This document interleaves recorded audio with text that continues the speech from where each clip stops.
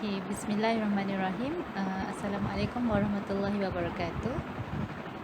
Pada hari ini kumpulan saya iaitu saya Nur Alifah Afisha dan juga rakan saya iaitu Farah Hanim akan membentangkan mengenai tajuk Ahkam Al-Wukuf, Ahkam At-Tahlul Was-Sa'i.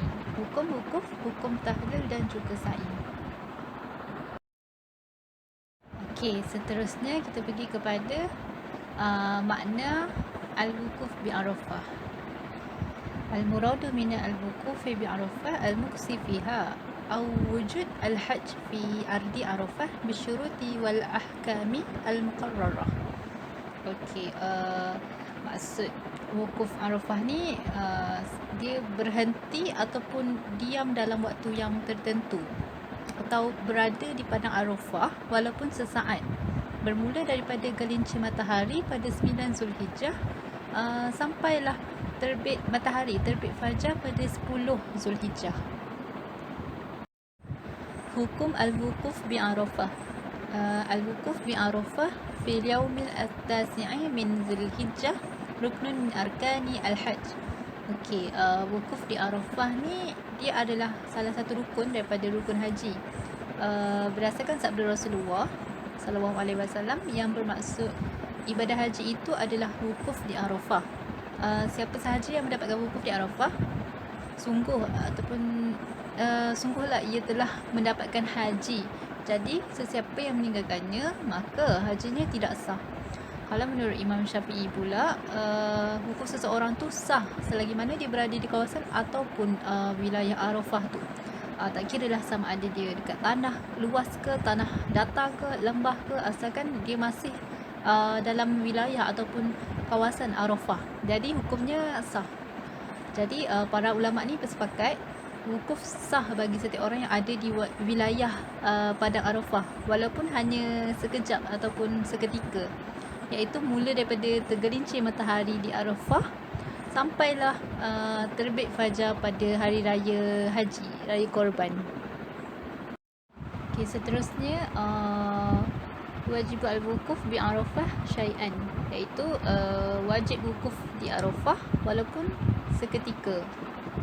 Kaunuhu ahlan lil ibadati wa sawa'un fihi as-sabiyyu wan na'imu wa khairuhuma.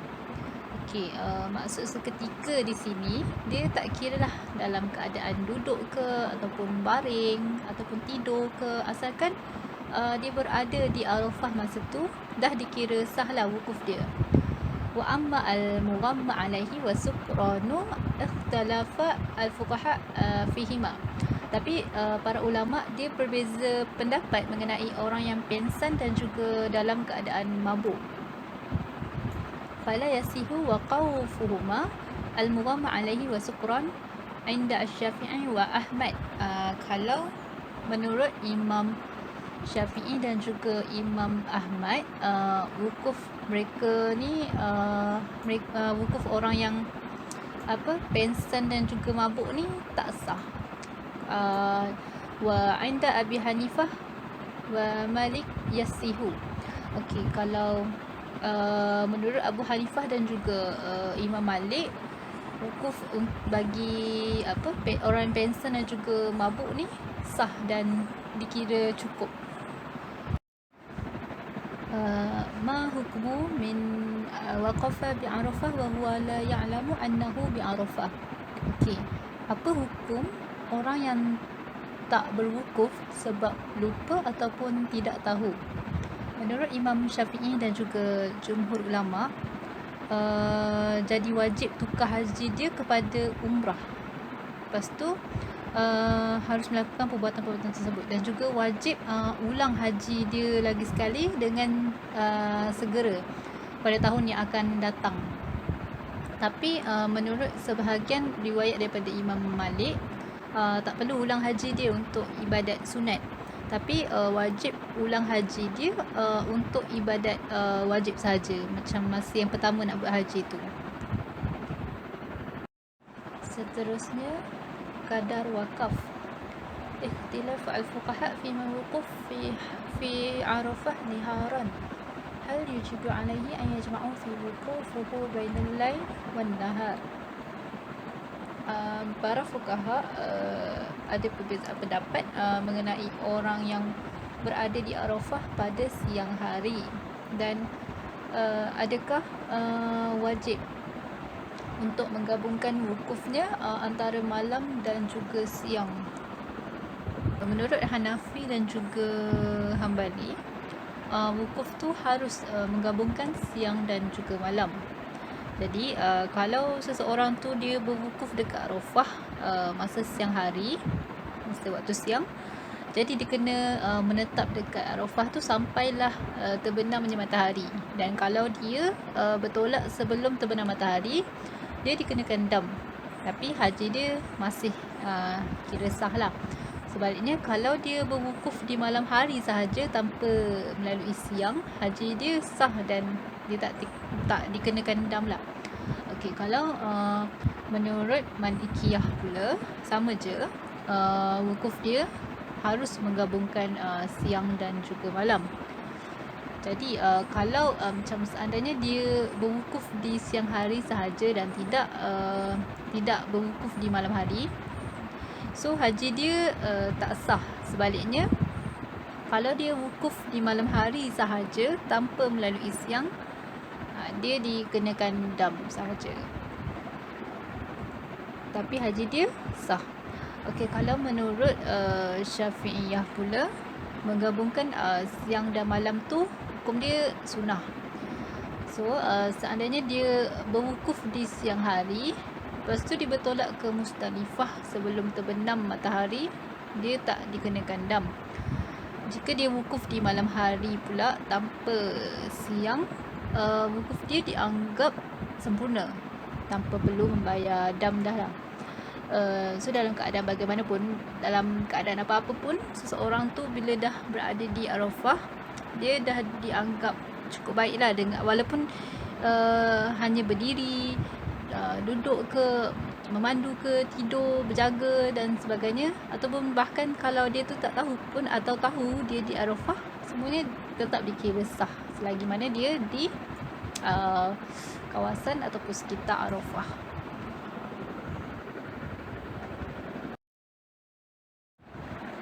Okey, yang seterusnya, waktu al-wukuf bi Arafah. Ulama berbeza pendapat mengenai waktu wukuf di Arafah ni. Yang pertama, ia berdahulu min dukhuli waktu az-zuhri fil yaumi at-tasi'i min Dzulhijjah wa yastamiru ila tulu'i fajri yaumin nahri. Jumhur fuqaha, menurut jumhur fuqaha, waktu wukuf bermula daripada tergelincir matahari pada hari Arafah, iaitu hari ke-9 Zulhijjah, sampai terbit fajar pada hari nahar ataupun raya haji, iaitu hari ke-10 Zulhijjah. Yang kedua, annahu lailatun nahri minal ghurub ila al-fajr.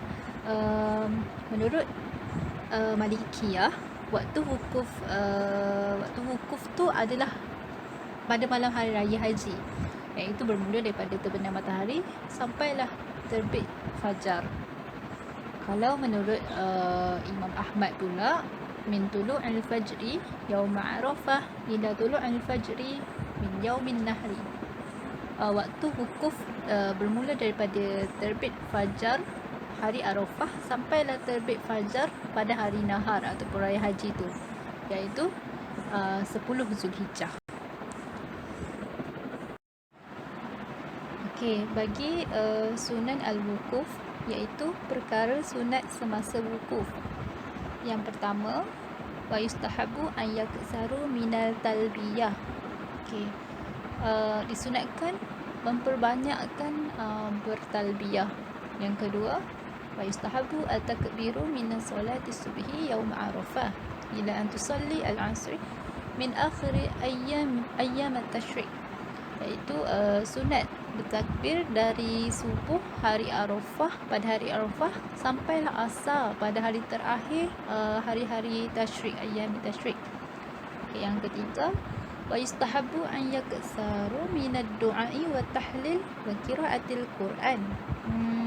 Memperbanyakkan bacaan doa bertahlil dan juga membaca Al-Quran. Yang keempat, waliyaksaru minat tasbih wa tahmid wa takbir wa tahlil. Sunat juga memperbanyakkan tasbih, tahmid, takbir.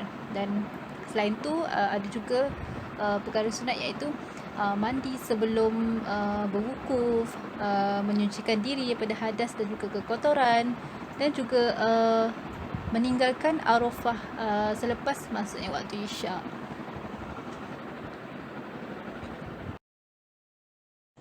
Okey, kita masuk pada tajuk at-tahallul. Okey, ta'rif at-tahallul. Tahallul lughatan yuqalu halal muhrimu yahillu halalan wa hilan idza halalahu ma yahrumu alaihi min mahdhur al-hajj. At-tahallul istilahan al-khuruj min al-ihram wa hillu ma kana mahdhuran alaihi wa huwa mahrumun. Okey, maksudnya kat sini tahallul daripada segi bahasa ialah menjadi boleh atau diperbolehkan. Iza halalahu ma yahrumu maksudnya dibenarkan untuk melakukan perkara-perkara yang melarang haji. Seterusnya tahallul istilahan maksudnya daripada segi istilah khuruj minal ihram iaitu keluar daripada ihram dan membubarkan apa yang dilarang semasa larangan tersebut.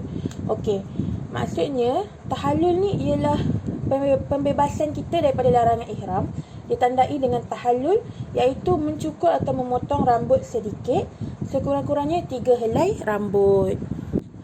Summa at-tahallul. At-tahallul awalan tahallul umrah, at-tahallul hajj. Okey, tahallul hajj ada dua, iaitu at-tahallul awal wa at-tahallul tsani. Okey, tahallul umrah ialah rukun tahallul yang kita lakukan bercukur semasa umrah. Masa tahallul haji dilakukan semasa haji. Okey, tahallul umrah, cara melakukan tahallul umrah dengan tahallul haji sama je cara dia, iaitu kita memotong rambut lah. Cara dia sama je, iaitu bagi lelaki disunatkan mencukur habis ataupun maksudnya menggondolkan rambut. Pilihan untuk sekadar memendekkan rambut kepala, sekurang-kurangnya potong sebelah kanan, tengah dan kiri. Afdalnya kita mulakan sebelah kanan. Bagi wanita, afdalnya rambut dikumpulkan jadi satu. Lepas tu kita potong ujung rambut tu sekurang-kurangnya 3 helai rambut, lebih kurang dalam ujung jari. Ujung jari. Untuk tahallul dia boleh gunting rambut sendiri atau dengan bantuan orang lain. Untuk lelaki boleh potong rambut wanita, tapi atau sebaliknya, tapi apabila ada hubungan mahram, hukumnya haram. Seterusnya tahallul haji. Tahallul haji ni ialah perbuatan tahallul semasa haji. Dia ada 2 bahagian, iaitu tahallul awal dengan tahallul tsani. Okey, tahallul awal tu apa? Tahallul awal tu ialah kita bebas daripada sebahagian larangan sebab kita telah selesaikan 2 daripada 3 perkara, iaitu daripada melontar Jumratul Aqabah, melontar Jumratul Aqabah, bercukur atau memendekkan rambut, atau tawaf yang lepas tu diiringi sa'i. Maka kita buat 2 daripada 3 perkara tersebut, maka berlakulah tahallul awal. Bila berlakunya tahallul awal, kita bebas daripada larangan-larangan selama ihram, kecuali tapi sebahagian je, kecuali berhubungan suami isteri, berkahwin ataupun mengkahwinkan, maka tak bebas sepenuhnya lagi lah. Cuma nak pakai minyak wangi, nak tutup kepala atau tutup muka bagi perempuan, potong kuku, potong rambut, dah boleh. Cuma tak boleh berhubungan suami isteri. Cara nak lakukan 2 daripada 3 tu, boleh jadi kita lontar Jumratul Aqabah dulu, lepas tu cukur atau menggunting rambut, ataupun boleh jadi kita cukur gunting rambut dulu, lepas tu baru melontar Jumratul Aqabah, ataupun kita boleh lakukan tawaf ifadah dulu, diikuti dengan sa'i, lepas tu baru melontar Jumratul Aqabah. Maka nak cakap kat sini, dia boleh dilakukan tanpa mengikut turutan. Buatlah yang mana-mana satu dulu, asalkan 2 daripada 3 perkara di atas. Okey. Saya bagi contoh, kalau kita melaksanakan tahallul awal ni dengan kita lakukan tawaf ifadah dulu, diikuti sa'i, lepas tu kita cukur kan, kita bercukur dan memendekkan rambut. Jadi soalan kat sini, kita perlu tak buat lagi cukur rambut tu semasa tahallul sani? Jawapannya tak, sebab tahallul sani tu kita akan buat melontar jamratul aqabah sebagai tanda yang kita telah melakukan tani. Jadi tahallul sani ni apa pula? Tahallul sani ni ialah kita telah menyelesaikan ketiga-tiga perkara tersebut, maka kita bebas daripada keseluruhan larangan ihram. Maksudnya kalau kita dah bercukur untuk 2 daripada 3 perkara tadi, kita dah bercukur dulu masa tahallul awal, maka tahallul sani nanti kita tak payah dah nak bercukur sekali lagi. Kita buat je yang terakhir tu, yang mana yang tak buat lagi, maka itu akan jadi tanda sebagai tahallul sani kita. Jadi tahallul sani ialah apabila selesai ketiga-tiga perkara disebut tadi. Okey, seterusnya kita akan pergi kepada hukmu at-tahallul fi umrah wal hajj. Asy-Syafi'iyah huwa ruknul umrah wal haji. Hanafiyah, Malikiyah wa Hanabilah wa wajibul umrah wa haji. Okey, maksudnya kat sini kalau daripada segi Syafi'iyah, tahallul ni ialah rukun haji dan umrah. Manakala daripada Hanabilah, Malikiyah dan Hanafiyah, ianya adalah wajib umrah atau haji. Apa bezanya kat sini rukun dengan wajib? Okey, kalau rukun, kita tinggal rukun maka tidak sah haji tersebut. Bagi Syafi'iyah, kalau kita tidak bertahallul, maka haji kita atau umrah kita tidak sah. Tapi daripada segi Hanafiyah, Malikiyah dengan Hanabilah, wajib umrah kita wajib buat. Tapi kalau kita tak buat, kita kena bayar dam. Okey, itu adalah hukum tahallul daripada pandangan 4 mazhab. Okey, seterusnya saya nak sedikit perkongsian. Untuk haji kan ada 3, iaitu tamattu', qiran dan ifrad. Okey, untuk haji qiran kan kita lakukan umrah dan haji tu secara bersamaan.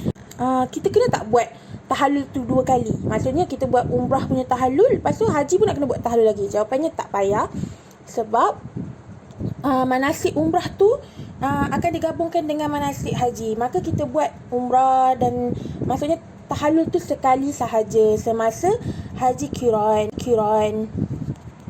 Tapi kalau haji tamattu' kita kena buat 2 kali lah, iaitu kita selesaikan rukun umrah, kita buat rukun umrah, iaitu mungkin masa umrah kita potong rambut, dan masa manasik haji kita cukur habis.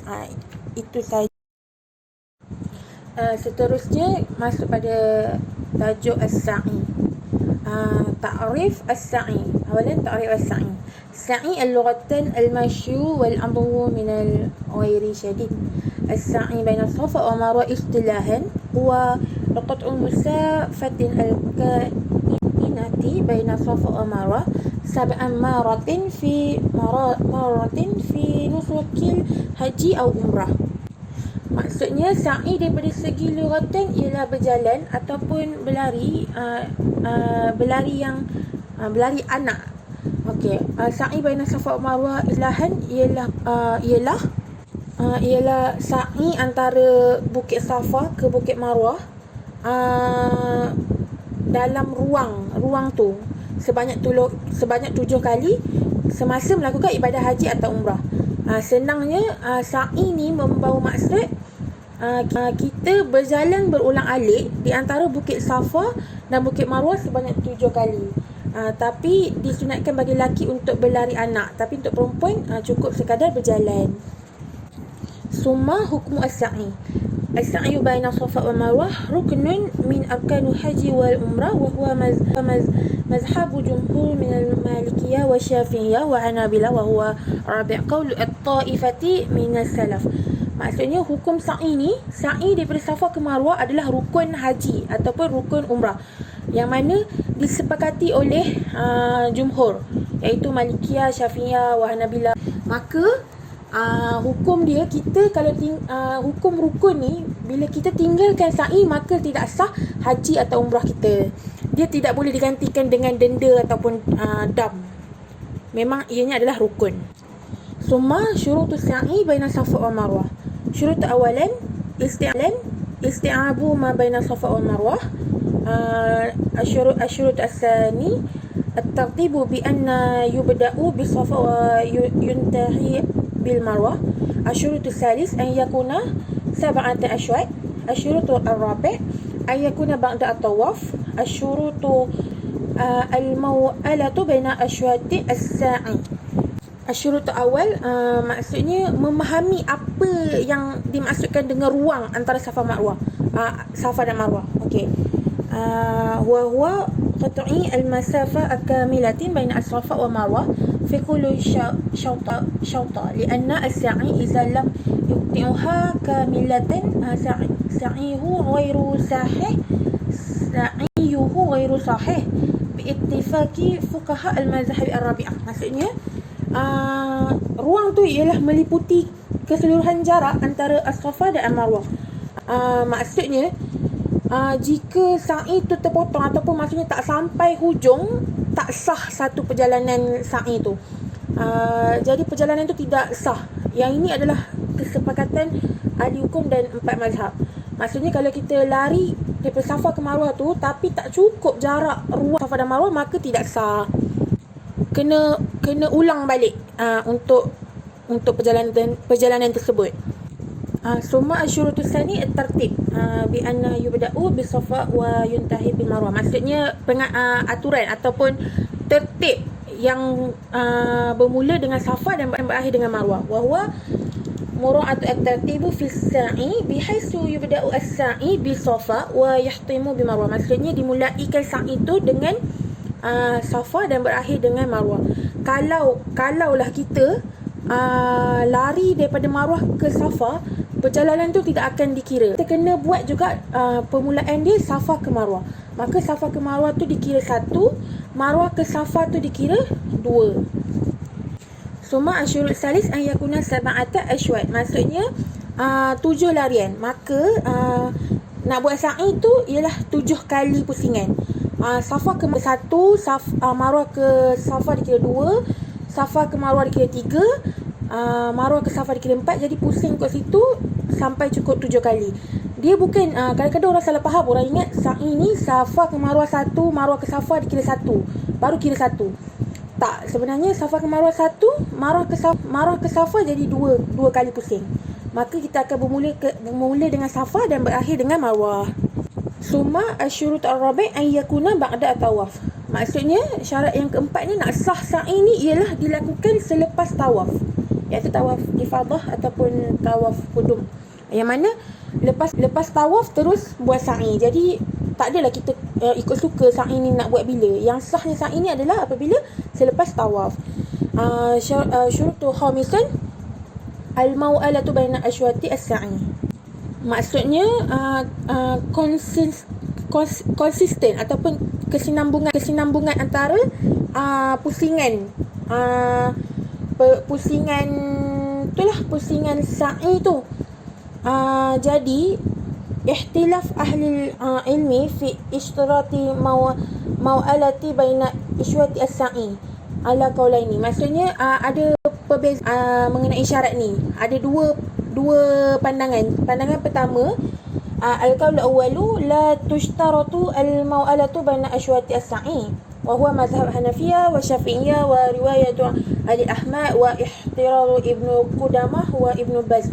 Maksudnya kat sini pandangan pertama ialah kesenambungan tu, maksudnya konsisten tu bukanlah syarat untuk sa'i. Yang ni dipegang oleh mazhab Hanafi, mazhab Syafi'i dan riwayat daripada Imam Ahmad. Maka pandangan kedua pula, as-sa'i ibadah wahidatan fa ashturitu fihi al-maw'alatu kas-salatu wa tawaf. Maksudnya sa'i ni kan satu ibadah, jadi diperlukan berterusan kesinambungan macam mana solat dan tawaf. Maka kalau solat dengan tawaf ni kita tahu kan, kita tak boleh nak tu kan, dia kena sambung terus je. Tapi jadi pandangan kedua ni, sa'i tu sama je macam solat dengan tawaf. Okey, kat sini nak cakap yang pertama, kalau kita buat sa'i, lepas tu kita buat rasa macam dah 7 kali, lepas tu kita baru perasan kita lupa lagi 2 pusingan. Jadi kita ni nak kena pergi buat balik sa'i tu daripada awal, ataupun nak sambung lagi 2 pusingan je. Jadi jawapan dia, kita buat 2 pusingan yang tertinggal tu je. Dah mencukupi 2 pusingan. Tapi kalau nak buat yang mula balik pun tak jadi masalah. Okey, tu syarat sah dia lah. Jadi macam nak tambah sikit, kerjakan sa'i tak wajib nak daki Bukit Safa atau Marwah. Cukup antara ruang tu, perjalanan Safa ke Marwah je. Lepas tu tak perlu bersuci daripada hadas dan najis semasa mengerjakan sa'i. Maksudnya tak ada wuduk pun boleh buat sa'i. Lepas tu tidak hukum harus untuk kerjakan sa'i dengan menggunakan kenderaan. Maksudnya macam sekarang ni, kalau kita tengok, kalau orang buat sa'i pun ada pakai kursi roda ke, ada kenderaan yang berjalan sendiri warna hijau tu. Tapi kalau lebih afdalnya dengan berjalan kaki. Tapi kalau menurut mazhab Syafi'i, makruh hukum dia mengerjakan ibadah sa'i dengan menggunakan kenderaan. Kecuali kalau ada keuzuran, sakit, ataupun terlalu ramai orang dan sebagainya. Kalau sunat dia pula, berjalan di Bukit Safa Marwah bagi lelaki untuk berlari anak. Sunat untuk mendaki Bukit Safa dan Bukit Marwah dan membanyakkan doa masa kat atas tu. Okey, untuk isu ataupun masalah bagi wukuf, antara dia imra'atun muharramatun wa solat ila arafati ba'da ghurubis syams famakasat biha bid'u daqa'iq wa hiya fi al-hafilah summa afadat ila Musdalifah, hal yasihu wukufuha fi Arafah. Okey, soalan dia, perempuan yang mahram, dia tiba di Arafah setelah matahari terbenam, dan dia tinggal selama beberapa minit ketika dia di dalam berada di dalam bas. Lepas tu dia bergegas ke Musdalifah. Adakah sah wukufnya yang beberapa minit tadi di Arafah? Jawapan dia, yasihu waqafuha 'inda jami'ul fuqaha wala yajibu 'alaiha zibhu syah. So jawapan dia, sahlah wukufnya di Arafah menurut jumhur fuqaha, dan tidak wajib ke atasnya untuk sembelih haiwan ataupun sembelih binatang. Sebab wukuf di Arafah ni, walaupun beberapa saat kita duduk di sana ataupun beberapa ketika lah kita duduk di sana, semuanya dikira sah. Satu maksud dia diam ataupun